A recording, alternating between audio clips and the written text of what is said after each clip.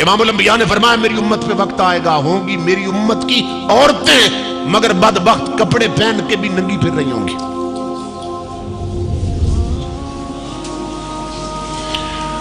اب یہ حدیث پڑھ رہا ہوں اور اس کی میں تشریح کر رہا ہوں، شرح بیان کر رہا ہوں۔ اب ہر ماں بہن بیٹی اپنے آپ کو اس حدیث کی تکڑی پہ تولے،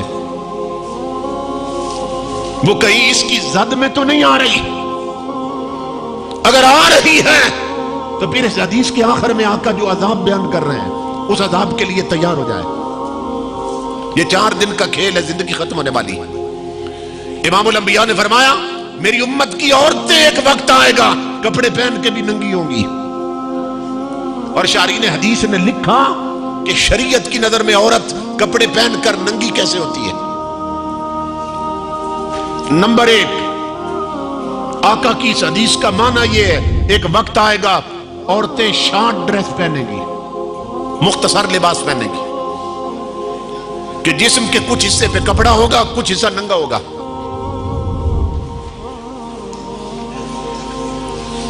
حالانکہ عورت اگر نماز پڑھ رہی ہے نا، نماز اپنے گھر میں مصلی پہ نماز پڑھ رہی ہے اور اس کا یہ بازو ننگا ہے تو اس کی نماز نہیں ہوگی۔ پہلے عورتیں پورے بازو پہنتی تھی، پورے بازو پہنتی تھی۔ پھر یہ ہے کہ گھروں میں ٹی وی آ گئے نا، تو جو ٹی وی دیکھے، خربوزے کو دیکھ کر خربوزے نے رنگ پکڑا۔ فلموں میں کام کرنے والیاں، ڈراموں میں کام کرنے والیاں، سٹیج شو پہ آ کے ڈانس کرنے والیاں، گانے گانے والیاں، جب گھر کی عورتوں نے دیکھا وہ بھی تو عورتیں ہیں، تو معصوم بچیوں نے کہا جیسے اس کے بال ہیں میں بھی ویسے بناؤں گی، جیسے اس کے کپڑے ویسے میں بھی پہنوں گی، وہ بھی تو عورت ہے میں بھی تو عورت۔ اور انہیں نہیں کسی نے بتایا کہ وہ تو کوٹھے والی ہے، وہ تو طوائف ہے، وہ تو کنجری ہے، وہ تو عزت بیچ کر زندگی گزار رہی ہے، اور تو شریف خاندان، شریف ماں باپ کی بیٹی ہے، تجھ میں اور اس میں کوئی فرق نہیں۔ امام الانبیاء کے غلاموں، پھر انہیں دیکھ کر عورتیں فیشن کرنے لگ گئیں، پھر بازو ہاف ہوئے، پھر ہاف سے بھی ختم ہو گئے، اور اب کانتوں تک بازو ختم ہو گئے عورتوں کے۔ اب گرمیوں میں آگے جو لباس آ رہا ہے نا، اور آگے جو فیشن چلنے والا ہے وہ یہ ہے کہ یہاں تک بازو نہیں ہوں گے، بازو پورے ننگے ہوں گے۔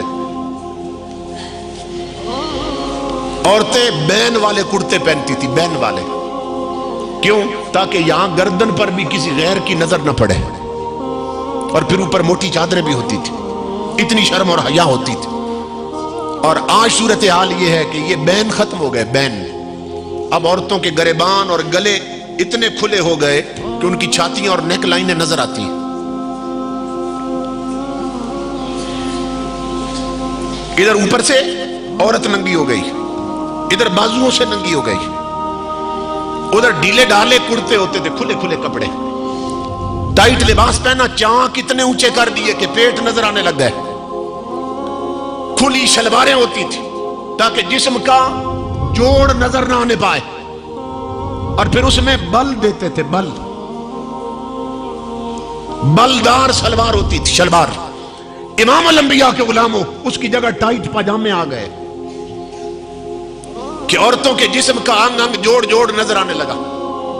اور 1500 سال پہلے میرے آقا نے فرمایا جو عورتیں شارٹ ڈریس پہنیں گی وہ کپڑے پہن کر بھی شریعت کی نظر میں ننگی ہوں گی۔ نمبر 2، جو عورتیں ٹائٹ لباس پہنیں گی، ٹائٹ لباس، جو چست لباس ہوتا ہے نا، وہ ایسا ہوتا ہے کہ جسم کے جن حصوں کا چھپانا ضروری ہے وہ ٹائٹ لباس کی وجہ سے خود ابھر کر سامنے آ جاتے ہیں۔ تو امام الانبیاء کی شریعت کی نظر میں ٹائٹ لباس پہننے والی عورت کپڑے پہن کر بھی برہنہ ہوتی ہے، ننگی ہوتی ہے۔ شارٹ ڈریس پہننے والی شریعت کی نظر میں کپڑے پہن کر بھی ننگی ہوتی ہے۔ اور تیسری چیز امام الانبیاء نے فرمایا ایک وقت آئے گا عورتوں پہ کہ گرمیوں میں عورتیں پتلا لباس پہنے گی، باریک کپڑے، باریک کپڑے، کہ کپڑا پہنا ہوگا مگر اتنا پتلا اور باریک ہوگا کہ اندر سے عورت کا جسم نظر آ رہا ہوگا۔ اور تمہارے میرے نبی کی شریعت کی نظر میں ایسی عورتیں بھی کپڑے پہن کر ننگی ہوتی ہیں۔ پرسوں کی بات ہے، میں کپڑے والے کی دکان پہ گیا، تو میں نے کپڑے دیکھے تو میں نے کہا یہ تو بہت پتلے ہیں. قمیصیں دکھائی اس نے, پھر شلواریں. میں نے کہا یہ تو بہت پتلے ہیں. اس نے کہا جی آپ کہہ رہے ہیں کہ یہ پتلے ہیں, موٹے چاہیے. وہ کہنے لگا اللہ کی عزت کی قسم میرے پاس بوڑھی عورتیں, جوان عورتیں وہ آتی ہیں, وہ کہتی ہیں کہ اس سے بھی پتلی شلواریں چاہیے ہمیں. یہ تو نے باری اور موٹا کپڑا رکھا ہوا ہے. وہ کہتا ہے اس حد تک شرم حیا غیرت مر چکی ہے عورتوں میں اور بوڑھیوں میں اور جوان بچیوں میں. اور 1500 سال پہلے میرے نبی نے خبر دی تھی کہ ہوگی میری امت کی عورتیں کلمہ میرا پڑھیں گی بدبخت, مگر کپڑے پہن کے بھی ننگی پھر رہی ہوں گی. اور میری ماں بہنوں بیٹیوں, جب تمہارے میرے نبی معراج پہ گئے تو تاجدار کائنات فرماتے ہیں میرے رب نے جب مجھے دوزخ دکھائی, آقا فرماتے ہیں رأیت جبن خبیث الریح فی سیاح. امام الانبیاء فرماتے ہیں کہ اللہ نے مجھے جہنم میں ایک کنواں دکھایا, جہنم میں کنواں بنا ہوا تھا کہ جس سے بدبو کے بھبکے اٹھ رہے تھے, اور عورتوں کی چیخوں کی آواز آ رہی تھی اس کنویں سے جس میں پیپ تھی, جس میں گندگی تھی. عورتوں کی چیخوں کی آواز آ رہی تھی. میں نے کہا جبریل اس کنویں کے اندر کون بدبخت عورتیں ہیں کہ جن کی چیخوں کی آواز آ رہی ہے؟ تمہارے میرے نبی فرماتے ہیں جبریل نے عرض کیا آقا یہ آپ کی امت کی وہ عورتیں ہیں یتزیننا ما لا یحل لہن. یہ حضور کی حدیث ہے کہ جبریل نے عرض کیا آقا یہ آپ کی امت کی وہ عورتیں ہیں کہ ان چیزوں اور کپڑوں اور میک اپ کا سامان اس کے ساتھ اپنا بناؤ سنگار کرتی تھی جو رب اور رسول نے ان کے لیے حرام کر دیا تھا.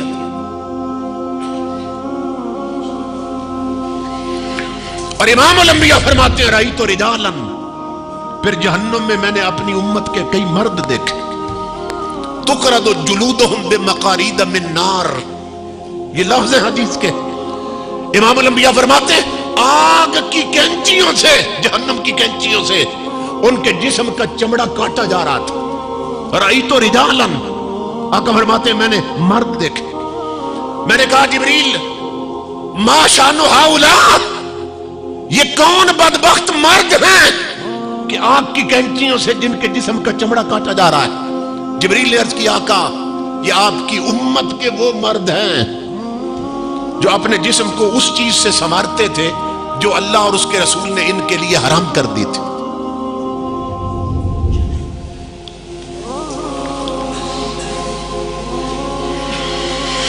امام الانبیاء کے غلاموں یہ یاد رکھو. اب آپ سوچیں گے مرد کے لیے کیا حرام ہے؟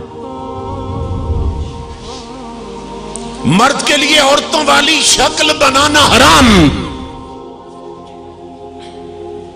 کہ داڑھی بھی چٹ کروا دے اور مونچھیں بھی چٹ کروا دے. امام الانبیاء نے فرمایا جو میری امت کے مرد عورتوں کی صورت اختیار کرتے ہیں ان پر میرے رب کی لعنت ہوتی ہے.